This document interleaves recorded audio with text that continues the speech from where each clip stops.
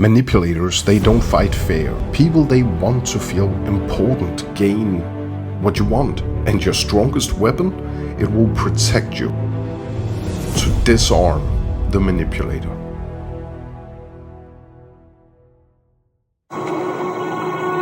Look at that subtle off-white coloring. The tasteful thickness of it. Oh my God. It even has a watermark. Have you ever tried to be manipulated?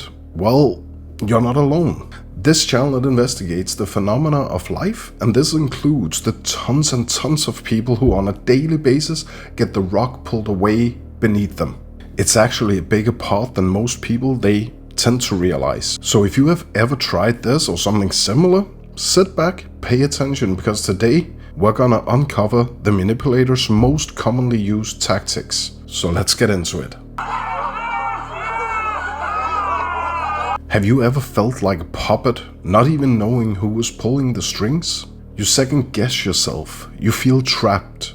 And the worst part of all of it, you don't even know how it all started. I will show you how you can spot out the individuals who try to manipulate you, and most importantly, I will show you how you can defend yourself with psychological armor. Manipulators, they don't fight fair.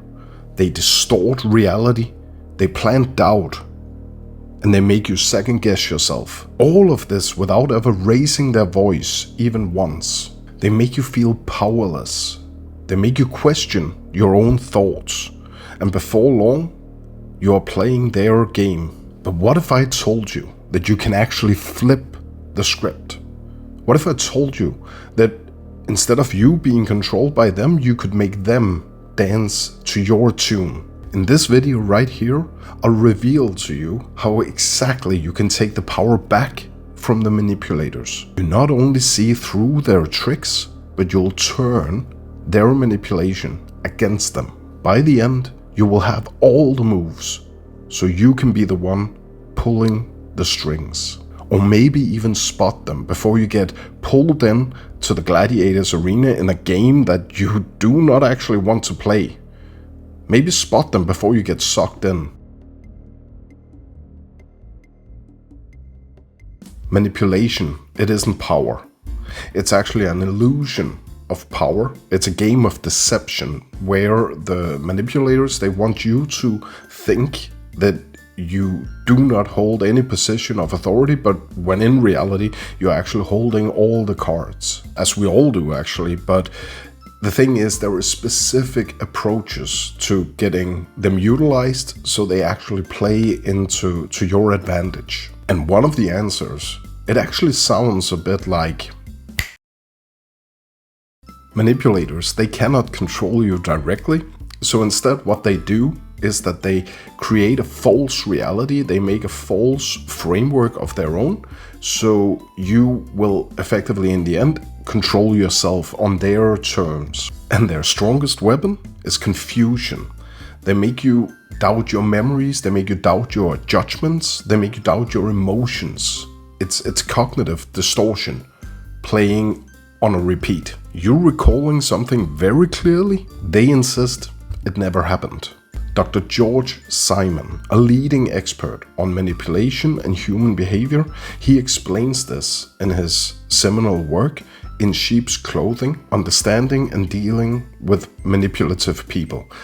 And within this, he shows that one of the greatest tactics they use is cognitive dissonance. They keep playing on your emotions and they keep playing on your thoughts, making you feel uncomfortable with your own emotions and your own perceptions. Dr. Simon, he's a psychologist and an expert on human behavior with decades and decades of experience within the field. He holds a PhD within psychology, and he is renowned for his work on how people they manipulate, which tactics they apply to gain control over others.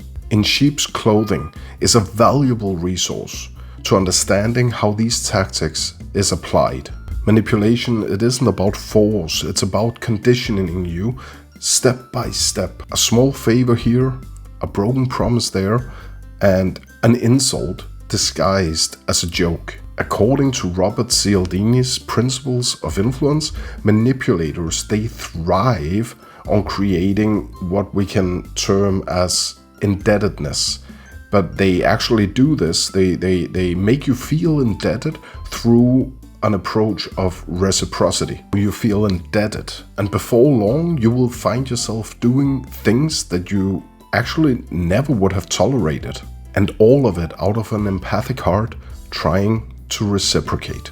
Dr. Cialdini, he's a professor at Arizona State University and a professor of psychology and marketing. He's widely regarded as a forefront figure within the studies of influence and persuasion. His work is a key influence on how we effectively see people, persuasion, manipulation, and how it is applied in the everyday life to control others or influence others. But here's something that actually a lot of people, they overlook. While it's crucial to understand how manipulation and manipulators, they work, it is just as important to understand how to navigate human relationships in an everyday basis from a position of authentic influence.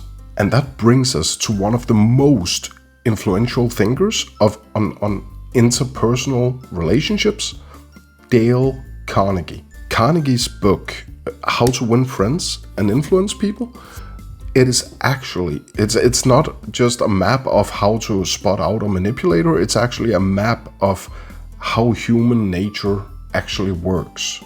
He taught us that people, they don't like to be criticized. They don't like to be overheard. They don't like to feel unimportant. And even though this might sound self-explanatory to you, just stay with me because it's actually groundbreaking what he taught us. People, they want to feel important. They want to feel heard. They want to feel understood. And here's the paradox. One of the best ways to disarm a manipulator is actually to become someone who cannot be manipulated. Someone who is grounded within themselves, who is grounded within their own authentic influence. When trying to apply Carnegie's principles, you need to try to not criticizing people, not condemn them, not complain too much. In general, people, they don't like this. And very importantly, don't tell them that they're wrong because it makes them feel unimportant, unheard.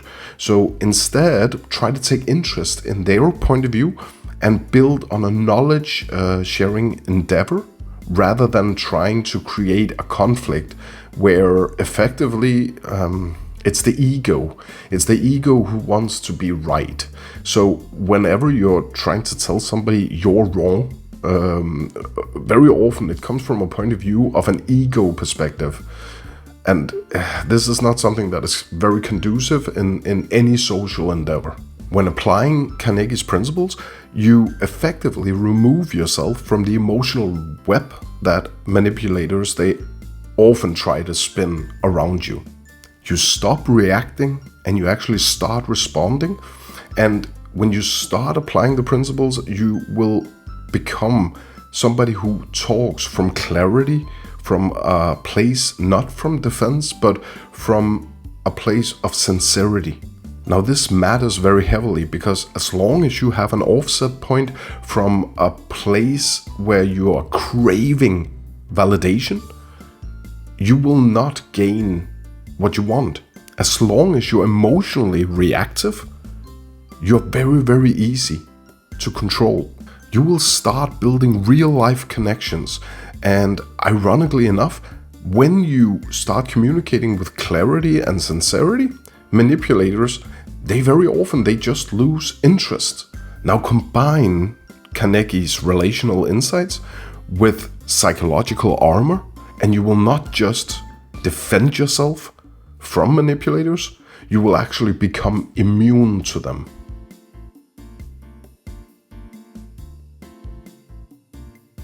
What if you could turn their tactics back on them? Manipulators, they thrive when they're in control. But what happens when the observer becomes the observed? Recognize their patterns and mirror them. If they accuse you of being too sensitive, mirror it back with, "Wow, I didn't know that you were so sensitive about this either." If they play the victim, mirror that too. "Well, that's funny. I'm actually feeling that I'm the one being misunderstood here." Dr. Ellen Langer, in her book Mindfulness from 1989, talks about how awareness and presence can give us control in situations where others are trying to dominate us. By mirroring, you force the manipulator to disrupt the dialogue and acknowledge their own manipulation. Her work, it emphasizes how, by being mindful, one can take control over their own presence and their own interactions, and they can actually shape their environment to a very large degree. It actually had a profound impact on how we understand decision-making and self-regulation. It teaches us how important it is to be mindful, and also mindful in situations so you can pick up any domination game, and insofar it is necessary, to apply the mirroring technique to disarm the manipulator. Now let's take it a step further. And this next one, it's actually one of my personal favorites. It's hyper effective, to be honest. But we need some coffee for that, obviously. So, yeah. How about making them lose their mind, or ultimately lose complete interest in you? Enter the gray rock method. Manipulators, they need your reaction to fuel their control. But what if you give them nothing? When they insult you, you shrug. When they guilt trip you, you nod and you say, "Okay." No emotional reaction, no engagement, nothing. To them, your silence becomes deafening, and they start to overthink, they start to overanalyze, they start to be on a shaky ground because they actually start questioning their own power over you. Research from Dr. Martha Stout, a psychologist and author of the book The Sociopath Next Door, suggests that a key factor of disarming a manipulator is disengagement. They are addicted to reactions, and without your reaction, when you give them nothing, they simply lose interest and move on to their next target. Dr. Martha Stout is a clinical psychologist and an author who specialized in personality disorders and manipulative behavior. In The Sociopath Next Door, she offers us clinical experiences of how sociopaths, of course, but also other manipulative individuals, how they prey on the unsuspected victims. She offers strategies for how to protect oneself from these kind of people. And by becoming non-reactive, becoming a rock with no emotional reactions, you actually de-weaponize the manipulators. And by following Carnegie's advice, you actually start to create real connections with clarity and sincerity instead of defense or going on up against a wall. You just simply need to grey rock them with no emotional reaction whatsoever. Your silence is your strongest weapon, and your strongest weapon, it will protect you onwards. Now let's take it back a bit to the insights by Dr. George Simon. As we already covered, one of the greatest tricks the manipulators are doing is cognitive dissonance. They're creating cognitive distortions. And as Robert Cialdini already has shown us, manipulators, they play the long game. They play the game where they're conditioning you in the long run, working on reciprocity and indebtedness to manipulate you. So what if we could reverse the psychological tactics? Manipulators, they think they're the masters of this game, but what if we could make them chase you instead? Sure, you could go about it with mirroring techniques, and you could go about it by grey rocking, being non-reactive, but you definitely need more weapons to guard you. Manipulators, they love to limit your options and to force you into making choices that actually benefits them. But instead, you can give them choices. Would you rather discuss this calmly, or we can revisit it later? Both options, they keep you in control, and no matter what, you're the one calling the shots. Often, the dominance that is opposed through casual conversation, that's actually a construct. It is designed to make you subordinate to their tactics, but if you can catch it in the conversation, it is easier and way better to actually just shut down discourse immediately. You could, for example, say that it sounds like that this conversation, it doesn't revolve around a certain topic, but rather through a dominance game. So is there anything I can do to help us get the conversation back on track? In this example, you fire a warning shot. You let the manipulator know that you know what is going on without, in reality, directly calling them out. And at the same time, you offer to help. And this is very valuable because it keeps you at a mature position. And from a general and genuine point of view, you want to steer it back to a more productive and fruitful level. When they demand an answer immediately, you can ask them, do you want the short answer or do you want the longer, more detailed version? You need to control the pace of the conversation. Manipulators, they hate uncertainty and they rely on your predictability to control you. But when you stop reacting, when you refuse to play their game, the manipulators, they will go into panic. They begin to doubt their own tactics, and that's the exact moment when you become the one in control. So next time you're confronted with a manipulator, just remember you don't have to fight back. One of your biggest weapons is actually to stay non-reactive. You force them to question themselves, and you make them go into panic, maybe even lose interest in you, or maybe even actually start chasing you instead.